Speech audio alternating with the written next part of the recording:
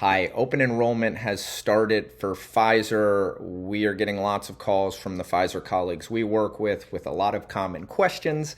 So I thought it'd be helpful to make this video to go over the three most common questions that we're fielding this week from Pfizer colleagues. So open enrollment, we've got another 25 days or so until it closes. So plenty of time to make a decision. If you need help, you can always give us a call.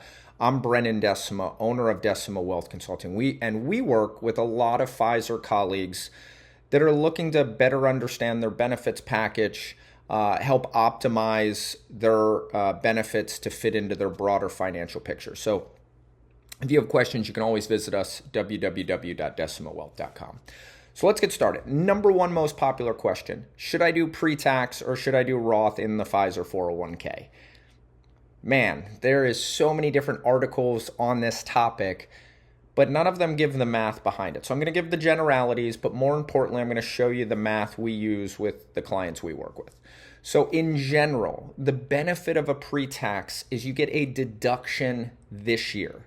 So the higher your tax bracket, the more powerful that deduction becomes. So in general, the higher the income bracket, the more common we see Pfizer colleagues using the pre-tax option. And the reason being is the Roth becomes more expensive. So if we think about pre-tax, really a couple benefits. Number one, you get a tax deduction, federal and state, when you do pre-tax. So the more money that's going in, the bigger the deduction. The higher your tax bracket, the more powerful the deduction. Number two, it puts more money in your pocket because it's pre-tax. So your paychecks will be larger if you do pre-tax. And number three, it potentially allows you to take money out in the future at a lower tax bracket. Now, that's not a guarantee, but in general, a lot of the Pfizer colleagues we work with, they have a salary. They're getting GPP, TSRUs, maybe, sensitive subject, RSUs, performance awards, all of that is coming in. And most likely, they're not going to have the same amount of expenses in retirement as total salary today. So when they withdraw, it's normally at a lower rate. So pre-tax allows them to put in and deduct and avoid a higher rate today to hopefully take out at a lower rate in the future. Powerful. Now a Roth, also powerful, but in a different way. There is no deduction this year. So the lower your tax bracket or the longer your time frame, let's say you're just starting at Pfizer, you're on an entry-level salary, odds are high your bracket may be higher in the future. So a Roth is powerful, right? Because you're getting tax-free growth. You do not have to pay taxes ever again on that money. So really, really powerful if you're a very aggressive investor, very long time frame, and you think tax rates will be higher for you or in general in the future. But let's not use generalities. Let's get into the math behind it. So stick with me here. Step number one, figure out the amount you want to contribute or potentially contribute in 2026. So I'm going to use really simple numbers. Let's say you want to throw $30,000 in, but you're not sure if it should go pre-tax or Roth. Take $30,000. That's step number one. Step number two, figure out what 1 minus your tax rate is. So a lot of our clients are in Connecticut. Let's say their federal bracket is 35%, state at 5%. Let's use round simple numbers for my math ability. But let's say your tax rate is 40%. So 1 minus 0.4 is 0.6. That's step number two. Then what we do is we take the savings, $30,000, divide it by 1 minus the tax rate, so 30,000 divided by 0.6, and we get $50,000. $50,000, what does that represent?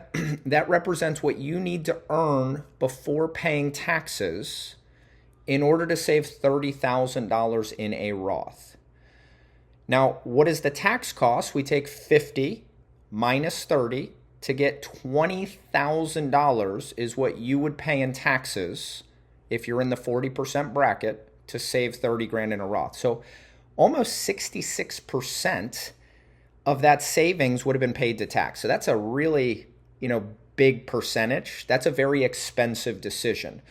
But the way that I look at it is that's not necessarily a bad thing, but think about your own financial situation. If you were to have that extra $20,000, what would it mean for you? Would it help you pay your mortgage down quicker? Do you have tuition payments? Do you have other debt that you're trying to knock off? Renovations you're trying to get out of the way before retirement? So if you had an extra $20,000 in your pocket next year, what would you do with it, right? Would you invest it and compound it? So again, it's not that one's right or wrong, but the more expensive the Roth becomes, we just want to think about, could that money be better served to another goal in the present? And if you need help making that decision, we're here for you. We'd love to hear from you. Give us a call, send us a message. So that's the most popular question. The second most popular question has to do with the spillover. So what the spillover is it allows you, once you've maxed out the pre-tax and the Roth, to continue contributing to after-tax. Now, after-tax, there is an extra step to be aware of there, but the benefit of after-tax is you don't get a deduction on money that goes in, but it does allow you to save some additional money for retirement. Now, if you do nothing with the after-tax, so let's say you elect the spillover, it goes into after-tax. The most common mistake we see Pfizer colleagues make is they do nothing from that point. So if you're electing the spillover and you have money going into after-tax, that money is growing tax deferred if you do nothing. However, Pfizer offers a really unique benefit, and this is a Mega Backdoor Roth Conversion. So what you need to do is you need to call your benefits center and say, I would like to elect a Roth in-plan conversion. And what that does is it immediately converts the after-tax to Roth. So instead of growing tax deferred, it's growing tax-free. Now, if we're not getting a deduction on it either way, tax-free is absolutely better than tax deferred. I'd always, if you have two choices, can I pay taxes or can I avoid taxes? Let's choose the let's avoid tax option every single time. But I regularly evaluate, and people say, oh, I'm doing the after-tax, and I look, and they've got this huge after-tax bucket, but they never made that second step to call the benefit center and convert it to a Roth. So make sure you're not in that group. If you haven't done that conversion, there is an option to roll the after-tax bucket to a Roth IRA, but the growth on that would need to go to a traditional IRA. So the sooner you do that, the more powerful it becomes. And then the final question is the PSSP. Now the PSSP, once you've completely maxed out the 401k, allows you to continue to save on a tax-deferred basis. So the higher your income is at Pfizer, the more powerful the PSSP is because it allows for a deduction much higher than $30,000. Now the catch with that is money only goes into the PSSP from you once your salary has reached a certain level for the year. So this isn't an all-year thing. You know, a lot of people don't start contributing until August, September, October. But again, if you feel that you're going to have a really, really high income earning year in 2026, you may want to consider doing the PSSP, at least doing the 6%. That way you're getting the company match above and beyond, even when the 401k is maxed. If you don't do the PSSP, you may be leaving company match on the table because Pfizer continues to match in the PSSP if you're enrolled and elected. So general best practice, always at least do the 6%. So you're not leaving company match on the table. Hopefully this is helpful. If you have questions about your particular benefits enrollment, we are currently offering complimentary benefit evaluations now through the end of open enrollment. You can visit us and schedule an appointment directly, www.decimawealth.com. Thank you. I hope you have a great day.